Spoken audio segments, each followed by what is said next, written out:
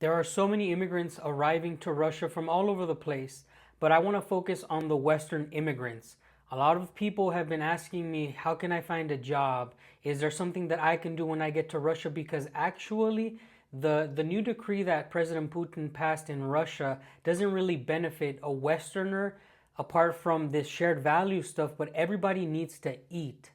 Everybody needs a job. Everybody needs to sustain themselves and their family. So I thought it was a very interesting topic. And so I invited a guest who you're going to see later on. But I want to mention that I understand what it's like as an immigrant in Russia, wanting to find something to do so that you can sustain not only yourself, but your family and make a better future for yourself in the country that you're immigrating to.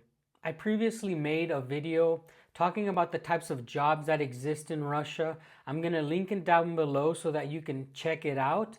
But I have to say, it's not easy, guys. I'll say it right off the bat. It is not easy coming to Russia, assimilating, and finding a job. Even as a foreigner, if you speak good Russian, sometimes it's going to get hard because guess what? Russians would rather hire Russians, right? But anyways, it's time to meet the guest. So, Luke Jones, I've heard so much about you in these few days that we got to know exactly what this new service with Braiden Consulting is, but we want to hear it from you. Luke Jones, welcome to the program here. Please let us know what is this career consulting? What does it look like in Russia? Thanks, Dan. Great to be on with you. Look, the thing is that there's a lot of myths and illusions and misconceptions about how recruitment works in general, but particularly in Russia. And we're seeing a lot of people, as Ivana mentioned, from mostly Western countries coming in here and not really knowing how to navigate the jobs market, not necessarily having any kind of understanding as to how employment works over here. And there is some, I would say, both skepticism and uncertainty about what people can expect. And it's totally understandable that many people want to be sure that if they do take the leap and come over here and move to Russia, well, am I going to get a job here? What am I going to do when I get here? What kind of job can I expect? Will it be similar to what I have back home at the moment? So as a result, what we've done together with Ivana from Braiden Consulting is to put together some career consultancy courses, which are individually tailored to each job seeker, preferably before they make the plunge and come here. But we're also talking with people who are already in country. Maybe they're students here looking to graduate and make their next step. It's going great so far. It's obviously fascinating because we're speaking to a very wide range of people from all sorts of backgrounds and countries, all with different motivations about why they want to come here and work. So we think this is really going to take off. I honestly think that this is the part of the chain that was missing. I had been telling so many people, I had made videos about what kind of jobs exist in Russia. This was the missing link because what the hell does an immigrant in a new country want? Well, he wants to be able to survive. He wants a career. He wants a job.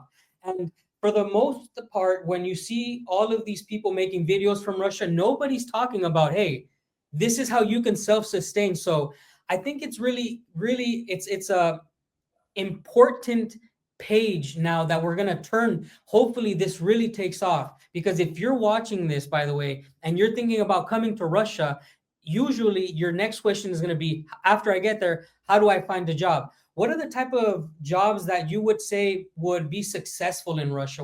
So they get an idea of, what is something that they could actually thrive in with all of your experience in different countries? What is something that never misses? The good news is that unemployment is extremely low in Russia, right? So there is a demand for people really from all sort of areas. What I noticed when I first came to Russia in the early 90s is that the population is highly educated. I mean, that was one of the things the communists actually did very well. Literacy was at 99 point something percent. And on the whole, Soviet education was pretty good and it was free. What they didn't focus on at all was what to do with it. That you had a lot of like literally rocket scientists, and I'm not joking, and a lot of people who were highly educated in a number of different professions, but what they lacked was very basic things that you grew up in a capitalist country understanding subconsciously. So, okay, you're from the States, I grew up in the UK and partly Canada, but things that are just second nature that come naturally to us didn't to Russians. Now, this is changing, but I'm finding that there is still a shortage of what I would call commercial people that are interested in actually, or able even, to make money. So if you think about it, like in the Russian language, there's you would ask somebody in English, how much do you earn? In Russian, it's literally how much do you get? How much do you receive? As if you got a paycheck for showing up to work. And that hasn't entirely gone away. So to answer the question, what this country needs is people who obviously are educated, but are able to put these ideas into practice. Now, that might sound a bit abstract because obviously this is general and there's a lot of people coming here from very different backgrounds. But it's hard, obviously, to, give a specific, this is what you can come here and do. There is no magic formula here. I take everybody on a purely individual basis. I look at what have they done in their home country or where they've worked before. How transferable are their skills here? And to be honest, that's the same advice I would give if you're a Russian or anyone thinking of working in another country. Ask yourself the question, what can I do that a qualified, experienced local person with local knowledge can't do? Right? You need to be able to do it better or differently. So I would say start by thinking that one through. Probably the biggest challenge you're going to face in Russia is the language, because this is not Dubai or Singapore or Hong Kong, or the US. This is a Russian-speaking country. And outside of big metropolises, English is not widely spoken. So the advice I usually give to people before coming is do start learning the language. In addition to the career consulting, I even have one hour session where I can teach people the Cyrillic alphabet in an hour. All right. Now, I'm not a Russian language teacher, but there are things I can give some advice on as to how to pick up Russian more quickly. It's a tricky language, right? But you're going to need some Russian if you're going to come and work here. Don't assume you can just automatically do everything in English. Yeah, I frequently tell the viewers that get freaked out about Russia. So Russia's being played at expert level. If this was a video game, this is an expert level country. And it's unlike other countries, but it's very similar to any other country. If you were moving to Mongolia, you would have to learn Mongolian. Mongolian is a country that it's a very difficult language. If you go to Thailand or every other country in the capitals, you can learn English. But guys, there's less jobs where there's more people looking for jobs. That's how it works. Now, I don't want you to get freaked out. If you do come to Russia, you have to understand it's like coming to any other country. Okay, if you move from California to Arizona, you're gonna have to look for a job. There's huge differences, but it's the same idea. Just like Luke was saying, like there's no secret recipe, but there's also the recipe of, have common sense.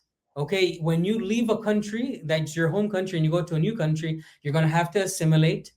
You're going to have to work harder because you're an immigrant. I don't believe in the word expat. I think a lot of people use this as a way of seeing themselves at another level. No, you're an immigrant. You have to understand, and I don't understand. I don't care what you call yourself, Luke, but I'm talking to the viewers. You are not expats. If you're going to live to a country, you're an immigrant, and you have to have the immigrant mentality. Comedian, I think is Joey Diaz, is the immigrant mentality. Immigrant mentality. When you go to a country, you have to hustle more than the natives, guys. So, Luke, tell us a little bit more. The foreign community is also very welcoming of newcomers because you don't tend to get people just rocking up here for no reason. There is a visa regime. You've got to want to come here and want to be here. One of the things I did, there's a huge number of myths and stereotypes about Russia. I actually put them all together in a book called Why Russians Don't Smile, because that's one of the big stereotypes people have about Russia. And the first piece of advice I would give you is anything you've read in the Western press or seen in the international media about Russia, typically either ignore it or believe the opposite, because you will not hear anything positive.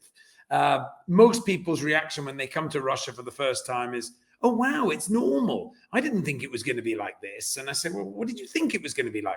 Oh, I thought that, there were tanks going down the street and everybody's shooting. And guys, the middle of Moscow is a lot safer than, I would say, pretty much any big Western city that I can think of. All right. But coming back to you, Dan, I mean, again, I would look into your background and say, first of all, what's your motivation to come here? You've already made the leap. And, you're here already. You've been here for a while. You've made the effort. But the first thing I would say as a disclaimer is do not expect people to be jumping to want to employ you just because you've rocked up. All right, that's important to know. Secondly, as is the case anywhere in the world, there is a huge hidden jobs market. All right. I worked for one recruitment agency, Antal, for almost 20 years. And in the 4 companies I've worked for since then, every time the job was essentially created for me. There was no vacancy posted. There were no other candidates. It wasn't Luke was one of 5 and they chose Luke. They had a need, clearly. Nobody's going to give you a job because you're a nice guy. And they thought, let's put that together. So this is one of the main things that we explore is we take people and say, look, where would you like to work?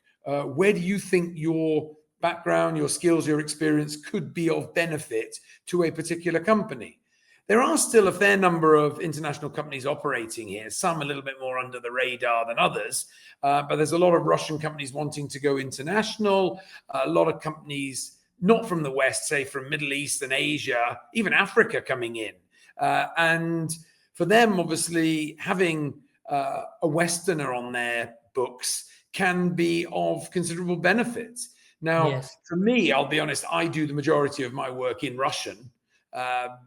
But that's because I've been here a long time and I speak Russian fluently, and I made the effort with that. Now, you're not going to learn Russian fluently overnight, but the more effort you make with it, the better. I mean, one complaint that many Russians have is that foreigners come here and they make very little effort to delve into the country's history, the culture, the background. They don't travel around much. I mean, my big claim to fame is I've been to all 85 regions of Russia, from Chukotka to Chechnya, from Kaliningrad to Kamchatka. And that gives me huge kudos when I speak to Russians, because wherever they're from, I've been there. I've traveled a lot more than they have. And they're like, wow, you know something about where I'm from. So again, most people gravitate directly to Moscow, which is not necessarily a bad thing in itself, or St. Petersburg, but there is a world outside of these big cities. As you notice yourself, you're just outside Irkutsk in Siberia. And that's a great way to assimilate. You'll get your Russian up very quickly. So ultimately, we take everybody on an individual basis. We look at what we can do with you. It's not about Luke finding you a job. It's about helping people to help themselves to navigate it, to look at what can I do? Where can I be of benefit? Where can I be sending my resume, my CV out? How does my CV... But I have to ask, Luke, I know people can help themselves in all of this, but is there anything that you guys are offering? Do you guys have a network, perhaps, of companies that you know of that possibly might look for employees of certain groups, like these immigrant groups? I understand in Nizhny Novgorod, when they had these Canadian families and all these other families, that Nizhny Novgorod is trying to attract Westerners for the farming. Is there anything of this type that you guys already have or are going to work on in the future? A network where you can reach out to these companies that you already know that are looking for employees of Westerners who speak English, perhaps, or I don't know, anything like this? Do you guys have a network ready? No, obviously I have a network. I've been doing this for 25 years, but it's very rare for companies to place a big banner saying, hey, we're looking for foreigners. It doesn't really work like that. Most companies will, to begin with, look for locals. It's obvious. They fit in more. There's just culturally, it's an easier match because there is always some reluctance from companies anywhere in the world whenever relocation is involved. So don't expect to be sitting in your home country sending resumes out and people are suddenly going to want to connect with you. A lot of them will expect you to be here because then they know you're serious. Because far too many people will sit in their home country thinking, well, if I get a job, I'll move. And unfortunately, it doesn't really work like that. You do need to show the initiative from your side that you're here. Now, obviously, you can say, look, I'm going to be here in a month's time. Hey, can we meet? And then you're probably more likely to get connections that way than, well, if you give me a job, then I'll come over. Because unfortunately, too many people, even if they do get a job offer, are sort of, well, I'm not sure. And companies have wasted a whole bunch of time and effort on this. So they want to see that you're taking the proactive steps to do this. So, as I said, don't expect companies to be openly advertising for this. Yes, there are some initiatives, but typically you need to be very proactive yourself about targeting companies. What I would say, what I tend to do with people is think, all right, given your background, your skills, I think that you could be suitable in this kind of environment. Let's make a list of these companies and target them specifically and see what they've got at the moment. Because I like to joke, although it's true, that recruitment is the only profession in the world where it's the only job in the world where the product can say no. All right. Mm-hmm. Whatever it is you're selling, if you're selling books, this book doesn't get to decide which bookshop or what shelf it goes on. Whereas a candidate can say, I don't want to work there. So as a result of that, it's got to be a match from both sides. They've got to want you, you've got to want them at the same time. And there's a lot of nuances that can make or break it. So in addition to just helping people to find an opening, it's also about making sure that they understand how Russian interviews work. So, for example, in Western companies, particularly in the US, companies want to hear enthusiasm from people. Yeah, I've seen Americans fly in with, why do you want to work for us? And a Russian guy's like, I don't. And it's a very short interview after that, because Russians think that if they show too much enthusiasm, they come across as desperate. Whereas an American will think, well, this guy doesn't look like he wants to work for us. All right. Russian, as you've seen, is a very, very direct language. There's no sort of, would you be so kind as to do this? It's just do this, do that. And that works also with interview techniques. It's all sort of fairly matter of fact. Don't expect instant chemistry with the interviewer. They're there to interview you, not to become your friend. That's one of the reasons why I called the book Why Russians Don't Smile. Smiles need to be earned. So during the interview process, again, that's something else we consult on, getting it towards offer stage, how to negotiate. So as I said, it's fully tailored to the individual. It's not an out-of-the-box solution at all. We look at everybody. How does your LinkedIn profile appear? Have you got a resume in Russian? Can you pass an interview in Russian, or at least say a few words, a few sentences about yourself in Russian? So it's coaching people through all of that.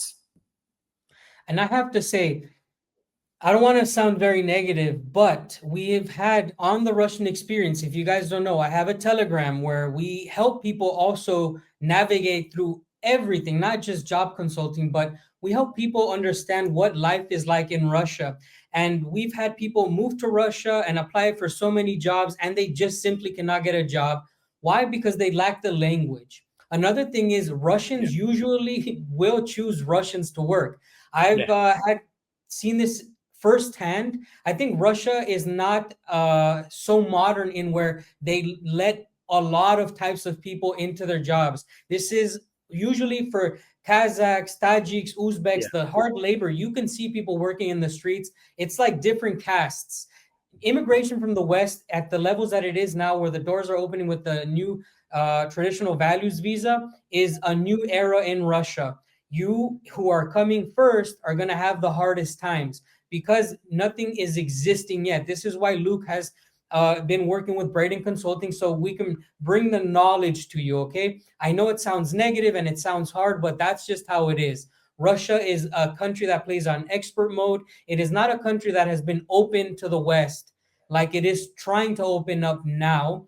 And if you're going to have trouble finding work and you can't live with being turned down 100 times, do not come to Russia.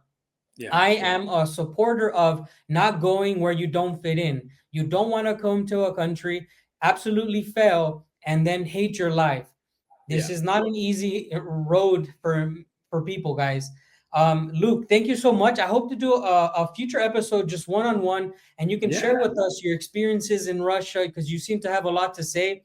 Thank you so much for joining us. Welcome. I'd love to. The Thank you, best Dan. way to get a hold of Braiden Consulting is going to be by joining the Russian Experience, which is going to be linked down below, okay? In this forum, you can directly connect with them for visa help, for job consulting, career consulting, all these type of things. I feel that the better prepared you are when you move to a place, the better the outcome is going to be, right? You don't want to be that person who says, oh, shared values visa, the West sucks, I'm going to Russia, and fail miserably. I am always pushing to prepare, visit before you come to live permanently. But if you don't, and you just take that leap of faith, the best thing for you to do is gather the knowledge, okay? Gather that knowledge. All of the links are going to be down below. If you enjoyed this type of video, comment down below. We can do this again. Thank you so much, and I'll see you on the next one.